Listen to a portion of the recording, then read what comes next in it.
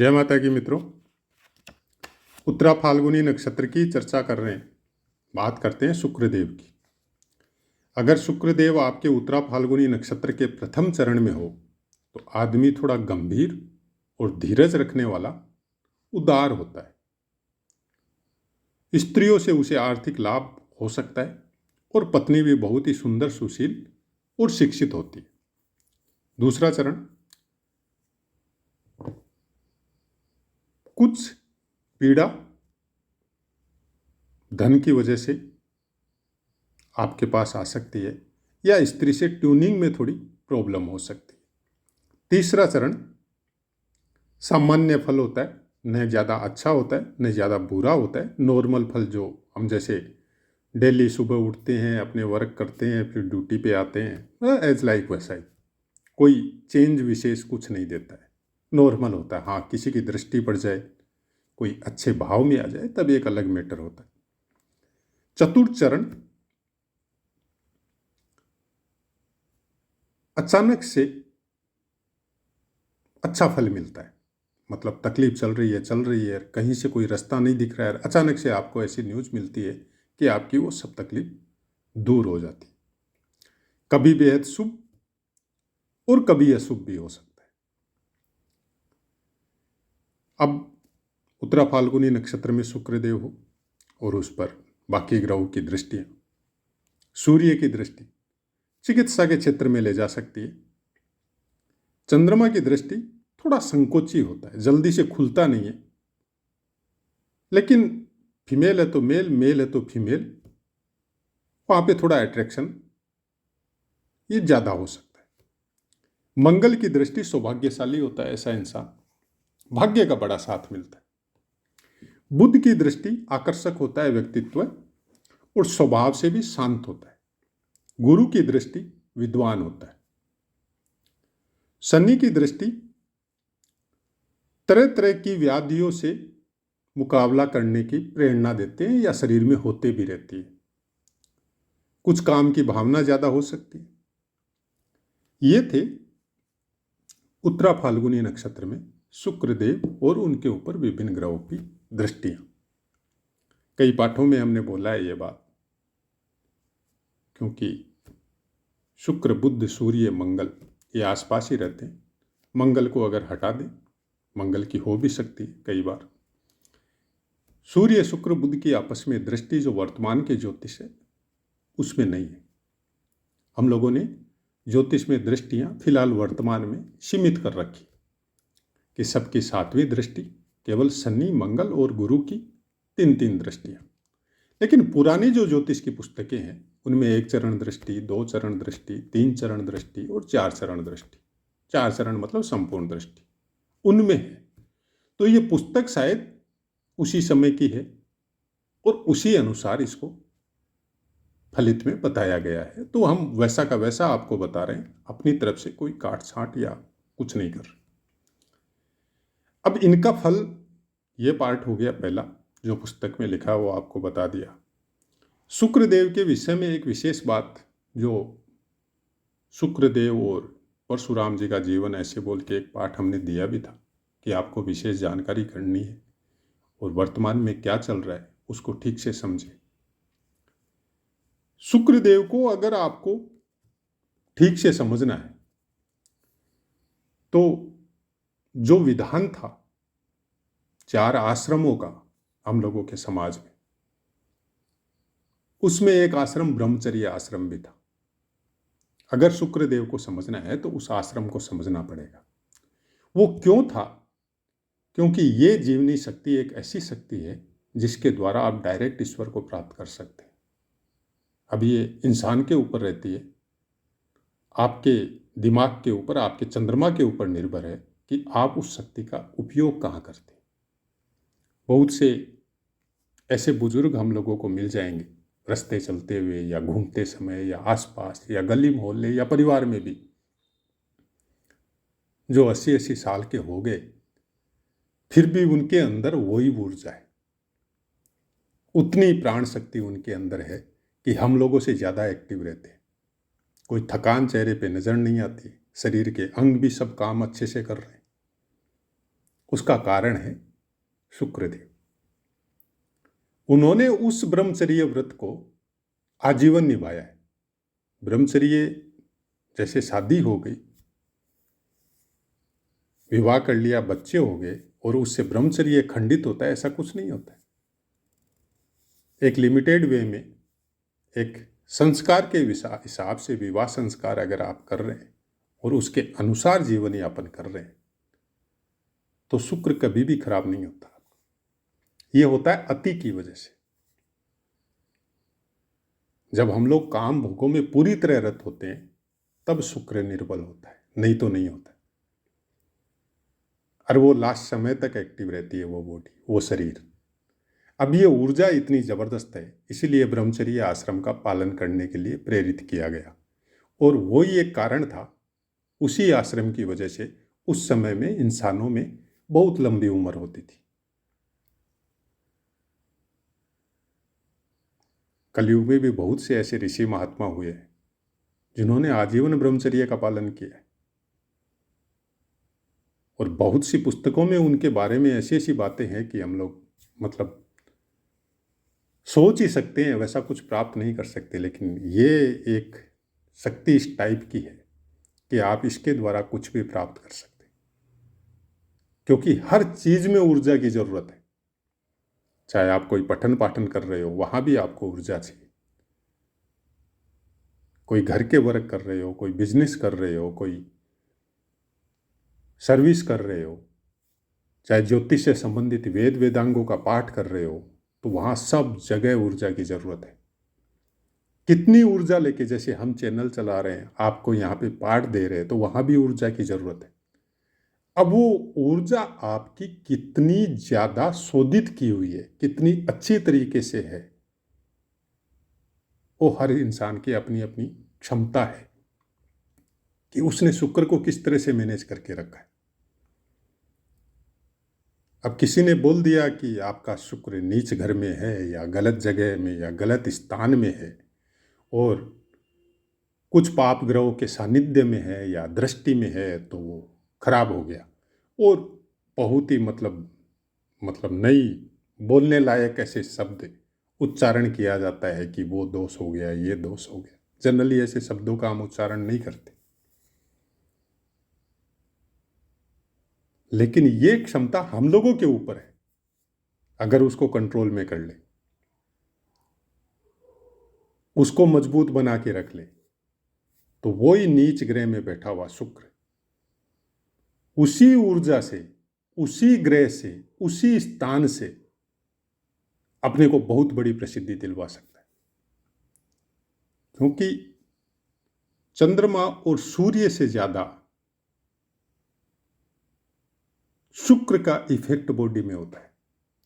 कोई शक नहीं है, चंद्रमा राजा रानी का स्थान है। चंद्रमा और सूर्य को, सूर्य की शक्ति के बगैर कुछ नहीं होता, चंद्रमा की शक्ति के बगैर जीवन नहीं चलता, इसमें कोई शक नहीं है। लेकिन अगर जीवन मिला है तो शुक्र के बगैर कभी नहीं मिलता।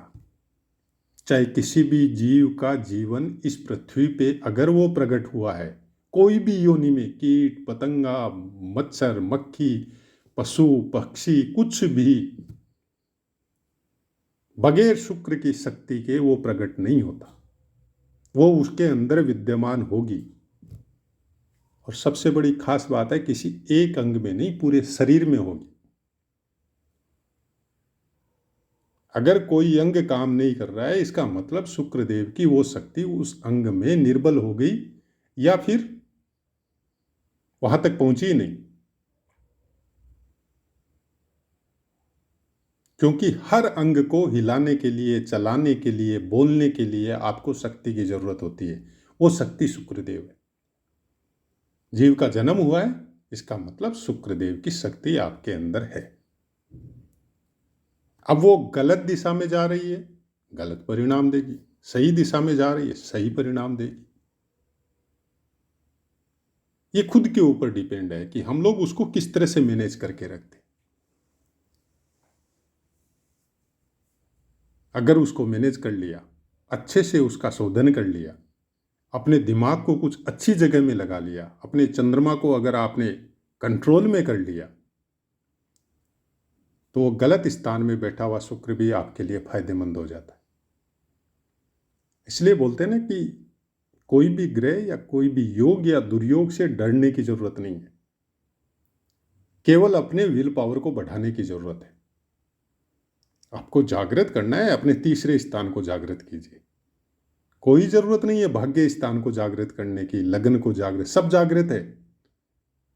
आपको केवल पुश करना है अपने स्थानों को। जागृत ऑटोमेटिक पहले से है। आपको अपने पराक्रम के बिना थके काम करने की प्रेरणा चाहिए तो करते जाइए, तीसरा स्थान ऑटोमेटिक आपका ज्यादा एक्टिव हो जाएगा। अब किसी का भाग्य स्थान निर्बल है, किसी का पंचम स्थान निर्बल है, पाप ग्रह बैठे हुए हैं, राशि अनुसार भी योग कारक नहीं है, कारक ग्रह भी निर्बल है, बता दिया ज्योतिषी जी ने कुछ नहीं हो सकता, जबकि ऐसा कुछ नहीं होता है। क्योंकि कर्मों की छूट सब जीवों को नहीं है, केवल मनुष्य को है, और ज्योतिष वही देखता है, पशु पक्षी नहीं देखते। अब कर्मों के द्वारा आपने अपने पराक्रम स्थान को बहुत ज्यादा एक्टिव कर लिया। पराक्रम एक्टिव करते ही तो भाग्य बन गया आपका। अब कहां तक कैसे करते, ये आपकी दिनचर्या पे, आपके संस्कार पे, आपके मोटिवेशन के ऊपर निर्भर करता है कि कैसा फ्रेंड सर्कल है, किस तरह का काम कर रहे हैं, किस तरह के दोस्तों के साथ आपकी संगति है। बहुत सी बार ऐसा देखने को हम लोग बचपन में मिल जाते हैं कि भाई किसी एक दोस्तों में भी एक दोस्त ऐसा होता है कि वो हर चीज में केवल रोते ही रहता है, मेरा ये नहीं हुआ, मेरा वो नहीं हुआ, ये होगा तो ये हो जाएगा, ये होगा तो, उसको आप कुछ भी बोल दो वो उसका नेगेटिव ही आंसर देगा आपको। अब आप कितने भी पॉजिटिव हो, अगर कंटिन्यू उसी के साथ रहेंगे तो एक दिन आप भी नेगेटिव हो जाएंगे। इसलिए दूर हो जाइए, क्योंकि उसका भला आप तभी कर सकते हैं जब आप खुद स्ट्रांग हो, और जिस दिन पूरी तरह स्ट्रांग हो जाए उस समय भला कीजिए। लेकिन पहले अपने आप को तो इतना पॉजिटिव बनाइए कि आपके अगल में, आपके पास में आके कोई बैठे तो उसकी भी नेगेटिविटी दूर हो जाए। अगर वो नहीं किया और केवल दया की भावना से केवल हम लोग मतलब सुन लेते हैं थोड़ी देर, जबकि उसका रोज का नियम है, रोज का एक ही कहानी है, वो नेगेटिव ही बातें करेगा, तो फिर वो आपका भी नुकसान कर देगा, आपकी पॉजिटिविटी को डिस्ट्रॉय कर देगा। कम रखिए, फ्रेंड सर्कल हो या ऐसे मेंबर जो परिवार में है, समझाइए, नहीं तो थोड़ा अपना ध्यान साधना अलग कीजिए। क्योंकि परिवार में भी मिलते हैं, ऐसी बात नहीं है परिवार में नहीं मिलते। हाँ, लेकिन ये जरूर है कि अगर आप पॉजिटिव है परिवार में तो धीरे धीरे कोई परिवार में कोई बंदा अगर है भी नेगेटिव वाला और आप बाकी बंदे 2-3 बंदे सब पॉजिटिव वाले हैं तो धीरे धीरे धीरे उसकी नेगेटिविटी दूर हो जाएगी, आपकी पॉजिटिविटी भारी पड़ेगी वहां पे। लेकिन ज्यादा बंदे नेगेटिव वाले हैं कि अकेले आप पॉजिटिव वाले हैं तो फिर वो उस आपकी कुंडली को समझना बहुत मुश्किल हो जाएगा, क्योंकि प्रारब्ध ने दिया कुछ अच्छा, लेकिन नेगेटिव वाली गैदरिंग की वजह से आपके साथ गलत हो रहा है। ऐसी बहुत सी बातें हैं जिनको आप वास्तु में भी लेके जा सकते हैं कि आपके घर में कोई नेगेटिव ऊर्जा है। यही सब नेगेटिव ऊर्जा है। हम लोग जैसा चिंतन करते हैं इस शरीर में वो चक्र आपके जागृत होते हैं। काली शक्तियों का निमंत्रण या उसको इनवाइट करना, ये नेगेटिव ऊर्जा का कमाल है। फिर बोलते हैं ना कि इसके ऊपर तो कुछ आ गया, जो गांव देहात में बोला जाता है, या कोई तंत्र मंत्र कर दिया। और एक पॉजिटिव वाला, उसके ऊपर आप तंत्र मंत्र करके देख लो। ऐसी बहुत सी पोस्ट आजकल सोशल मीडिया पे मिलती है कि वशीकरण कर देंगे, ये कर देंगे, नाम से कर देंगे, वो कर देंगे। भाई करना ही है तो उन बड़े बड़े आदमियों पे करो, उनके ऊपर तो आप कुछ नहीं कर सकते। एक आम साधारण सा आदमी, उसके साथ आप वशीकरण की बातें कर रहे हैं। अगर ये इतना ही ज़्यादा इफेक्टिव है तो फिर सरकार पे कर दो, सरकार में बैठे हुए इंसानों पे कर दो, करके देखो ना होता है क्या। क्यों? उनकी पॉजिटिविटी एक तो उनको बाय बर्थ मिली, दूसरी उन्होंने अपने कर्मों से अर्जित की। जो नेगेटिव ऊर्जा उनकी तरफ भेजेगा वो 1 किलोमीटर दूर आके ही खत्म हो जाएगी, उनके पास तक पहुंचेगी ही नहीं। कुछ अच्छे अच्छे काम, इसी तरह के काम कीजिए कि आपकी पॉजिटिविटी हमेशा बनी रहे। नाम लीजिए, इष्ट का साधन कीजिए, अनुलोम विलोम कीजिए, स्वर पे ध्यान रखिए। हर चीज संभव है। आपकी जन्मपत्री पे क्या मिला ये मायना नहीं रखता है, आप कार्य क्या रहे हैं वो सबसे बड़ा इफेक्ट देता है जन्मपत्री में। इसलिए ऑनलाइन प्रिडिक्शन कभी भी फलीभूत नहीं होता है। और ये एक नॉर्मल सा सेंटेंस है कि आपकी कुंडली देख के हमने बता दिया कि आपका दिमाग हमेशा चिंता करते रहता है। आम आदमी 99% आदमी करता है। जिसको भी भगवान ने थोड़ा सा भी दिमाग दिया है वो हमेशा चिंता करता है, ये कब होगा, वो कब होगा, पैसा कब मिलेगा। 90% या 95% आदमियों का तो एक ही चिंतन रहता है कि पैसा कब मिलेगा, वो कैसे मिलेगा और कहाँ से मिलेगा।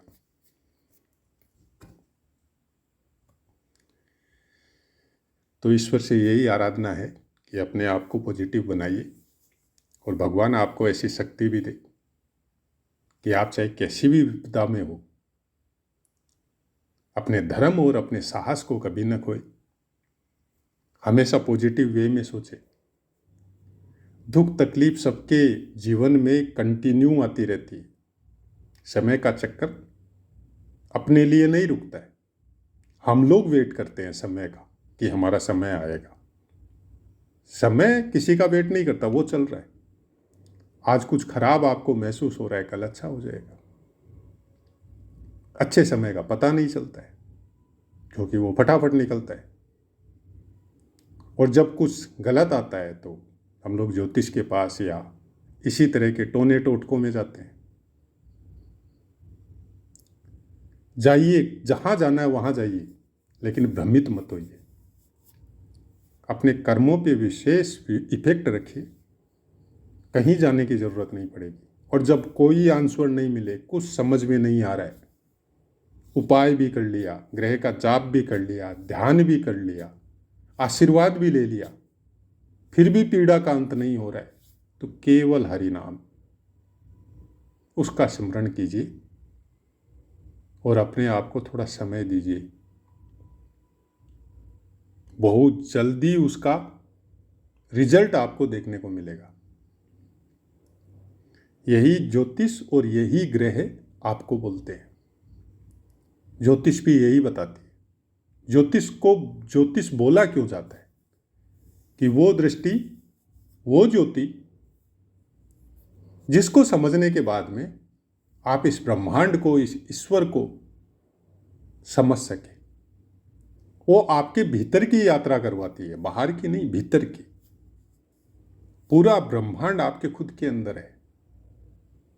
साइंस भी बताता है कि आपके दिमाग की 95% नाड़ियां सुप्त अवस्था में पैदा होती है। और इंसान जब देहावसान होता है उसका, जब हम लोग उसको शमशान घाट में जलाते हैं ले जाके, तब तक वो 95% बिना एक्टिव हुए सुप्त अवस्था में ही वो हम लोग जला देते हैं, वो एक्टिव ही नहीं हुई।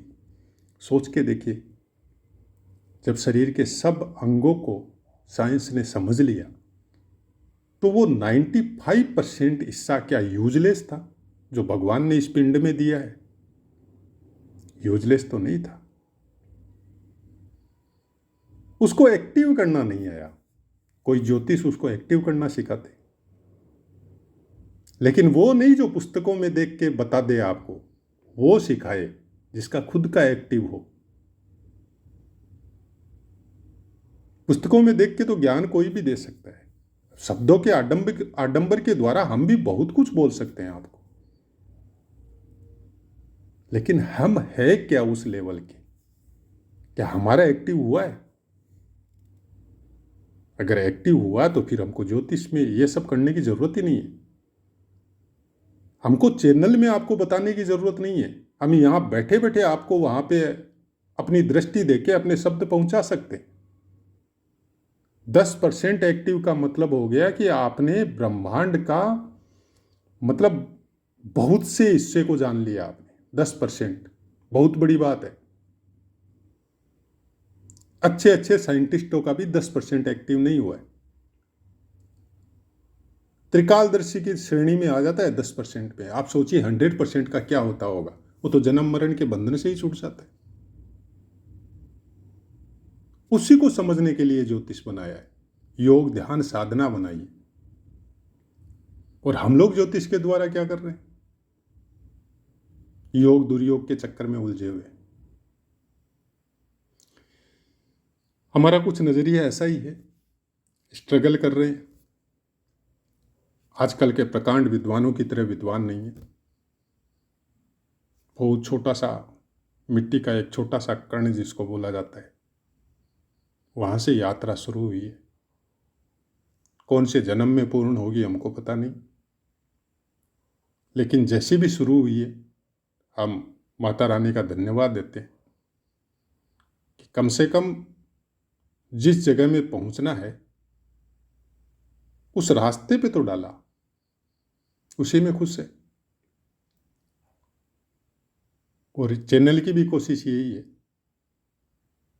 कि आप भ्रांतियों से दुखित नहीं होके, पुस्तकों में लिखा है उसके फलों से दुख प्राप्त नहीं करना है, क्योंकि पुस्तकों में जो लिखा है वो सब कोड है। उसको डिकोड करना बहुत मुश्किल है। उसको आप खुद कर सकते हैं अपने कर्मों के द्वारा, अपने चरित्र के द्वारा, अपने संस्कार के द्वारा। दूसरा कोई नहीं कर सकता। अपनी वाणी को विराम देते हैं, आपसे आज्ञा लेते हैं। जय माता।